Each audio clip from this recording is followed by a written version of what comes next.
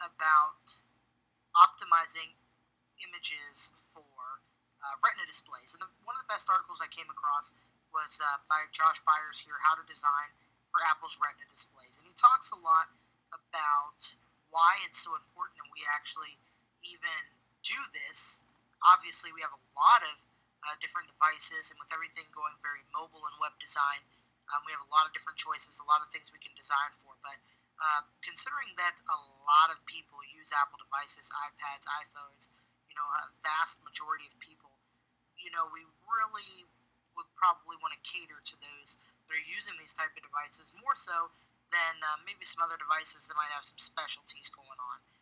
So one of the things he talks about here is exactly how Retina displays work. And one of the first things that happened is they broke down pixels into group of fours and started calling them points. And at this point, they then blow those up 2 times their size. As you can see, this is a standard image, and if it wasn't blown up 2 times in size after being broken down into points, it would be smaller. However, when we expand pixels, when we just add extra pixels and we just blow it up, obviously we're going to get a blurry image. This is a bit of an exaggeration, but the point remains. Images are going to be kind of flat, and one of the ways that we can fix that is through vector graphics. Obviously, another method would be to use media queries and simply have a high resolution image and then your regular image, whereas this one would be able to be blown up without any loss, and this one, you're going to start to get some blur if we blow that up. However, vector graphics is probably the best route. Obviously, it's infinitely scalable.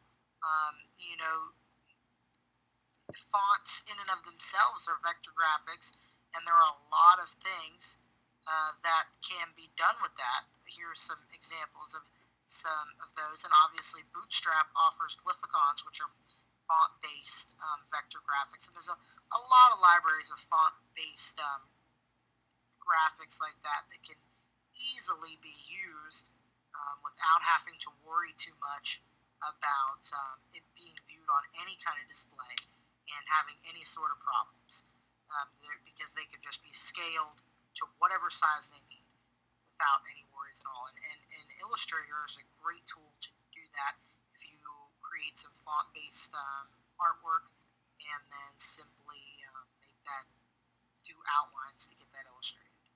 So that's pretty much my research there is what I did. I looked at a couple different libraries, but overall, the point is, when we're designing for our images and stuff, we obviously want to make sure that our images are crisp and clear and viewable from device to device, the exact same. And with so many people using these Retina displays, I think this is probably one of the best things we can do when it comes to, especially our icons and things like this, little images that we're probably going to use and not worry too much about. This would be something that's easily a fix for optimizing for Retina displays.